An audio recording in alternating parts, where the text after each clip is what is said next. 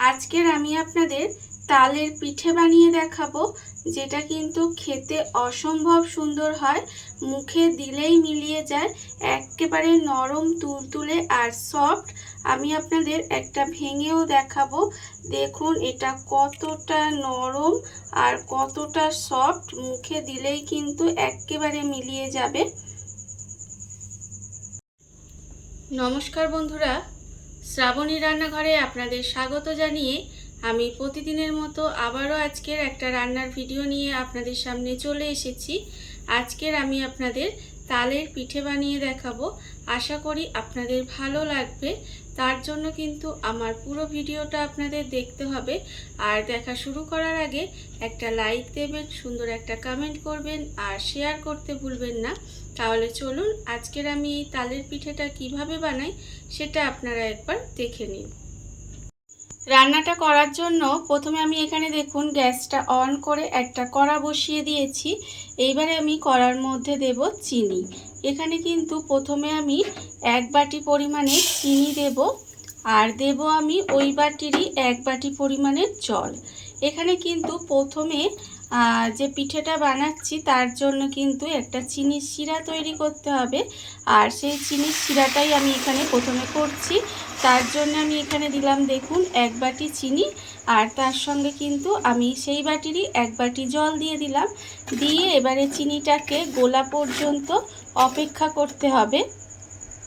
চিনিটা আমার এখানে একেবারে গলে গেছে, আর দেখুন চিনিটা কিন্তু আমি এইভাবে নেড়ে নেড়ে একটু সময় জাল দিয়ে নেব, মানে রসটা তৈরি করে নেব।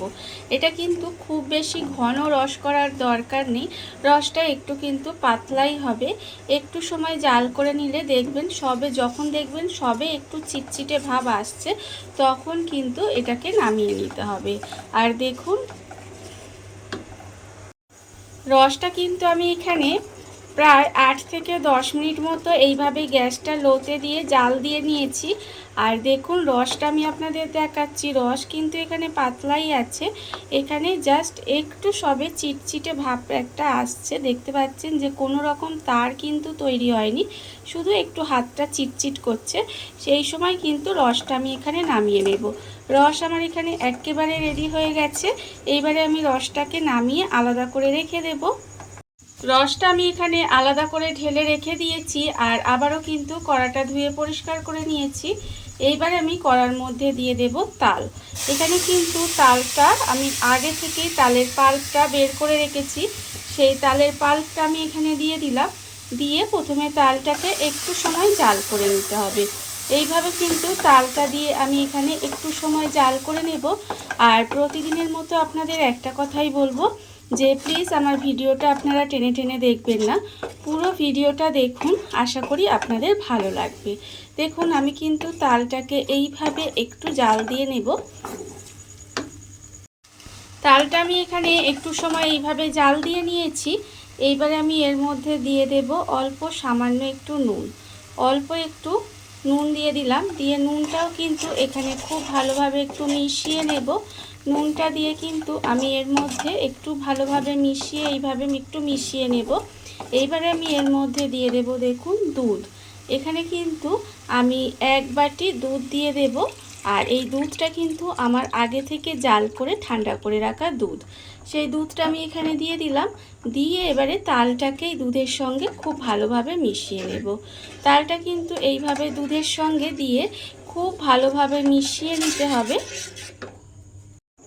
তালটা দিয়ে আমি দুধটা দিয়ে আমি তালের সঙ্গে ভালোভাবে মিশিয়ে নিয়েছি। এইবার আমি দিয়ে দেব সুজি।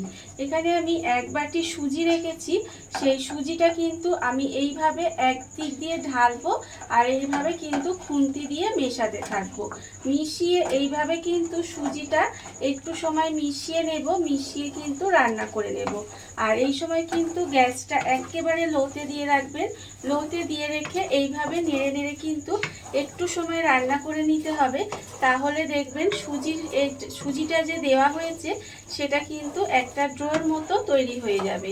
সেই জন্য আমি এইভাবে গ্যাসটা লোতে দিয়ে আস্তে আস্তে একটু সময় নিয়ে কিন্তু এইভাবে একটু রান্না করে নেব।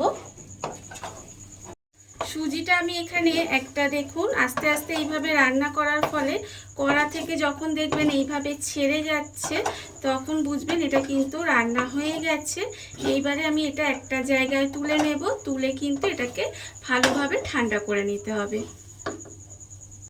সুজিটা আমি কিন্তু একটু সময় ঢেলে ঠান্ডা করে নিয়েছি। আর দেখুন হাতে কিন্তু একটু তেল মেখে নিয়েছি। আর সুজিটা কিন্তু অবশ্যই ঠান্ডা করে নিতে হবে।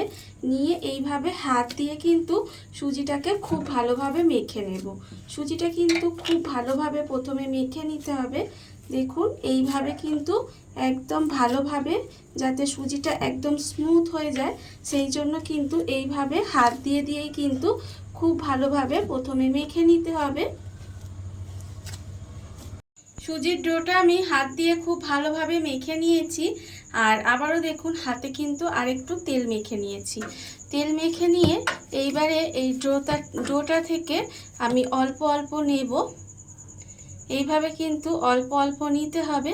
নিয়ে এইভাবে কিন্তু হাতের মধ্যে পিঠেটা শেপ দেব। দেখুন এইভাবে কিন্তু লম্বা লম্বা করে পিঠেটা শেপ দিয়ে নিতে হবে। একদম কি সুন্দর দেখতে হচ্ছে দেখুন। এইভাবেই কিন্তু আমি সমস্ত পিঠেগুলো বানিয়ে নেব। এটা দেখতে যতটা সুন্দর হয় খেতে কিন্তু তার থেকে অনেক বেশি সুন্দর হয়। দেখুন আমি কিন্তু প্রত্যেকটা পিঠেই এইভাবে একটু লম্বা লম্বা করে বানিয়ে নেব।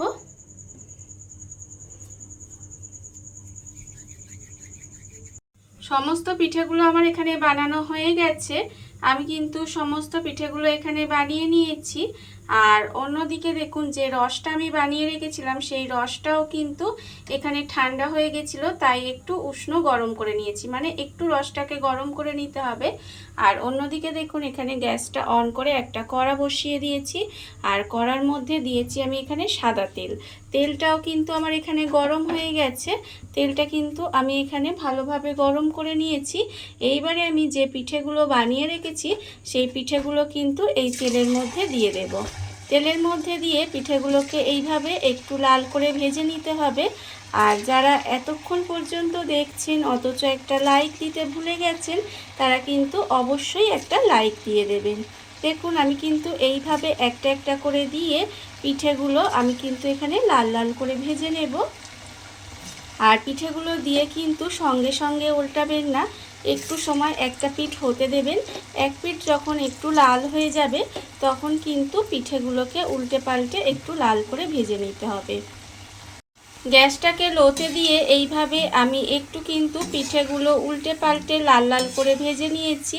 আর দেখুন এগুলো কিন্তু আমার সুন্দর করে ভাজা হয়ে গেছে। এর থেকে বেশি কিন্তু আর ভাজার দরকার নেই। আমি তেলটাকে খুব ভালোভাবে ঝারিয়ে নেব। তেলটা কিন্তু এখানে খুব ভালোভাবে প্রথমে ঝারিয়ে নিতে হবে। ঝারিয়ে নিয়ে তারপরে এখানে যে আমি রসটা বানিয়ে রেখেছিলাম সেই রসটা কিন্তু এইভাবে একেবারে পিঠেটা তুলেই রসের মধ্যে দিয়ে দেব। আর আমি আগেই বলেছি যে এই রসটা কিন্তু একটু যেন গরম হয়, মানে উষ্ণ একটু গরম করে তারপরে পিঠেটা আপনারা ভাজবেন। ভেজে পিঠেটাকে তুলে ওই রসের মধ্যে দিয়ে দেবেন। দেখবেন সুন্দরভাবে কিন্তু পিঠেগুলো রসটা টেনে নেবে।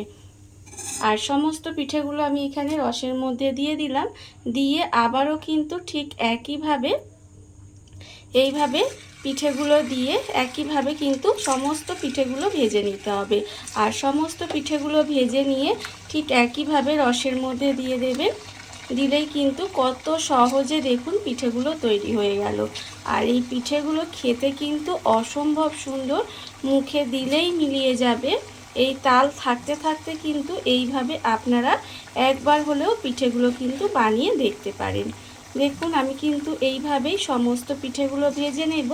আর ভেজে নিয়ে তারপরে কিন্তু রসের মধ্যে রেখে দেব প্রায় আধ ঘন্টা। দেখুন বন্ধুরা, বাড়িতে থাকা কত অল্প উপকরণে কত অল্প সময় কত সুন্দর একটা তালের পিঠে তৈরি হয়ে গেছে, আপনারা দেখতেই পেলেন। আর এটা কিন্তু খেতে অসম্ভব সুন্দর লাগে। এইভাবে আপনারাও কিন্তু একদিন হলেও বাড়িতে বানিয়ে দেখতে পারেন।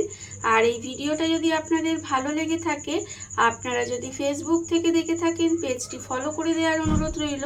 আর যদি ইউটিউব থেকে দেখে থাকেন চ্যানেলটি সাবস্ক্রাইব করে নেওয়ার অনুরোধ রইল।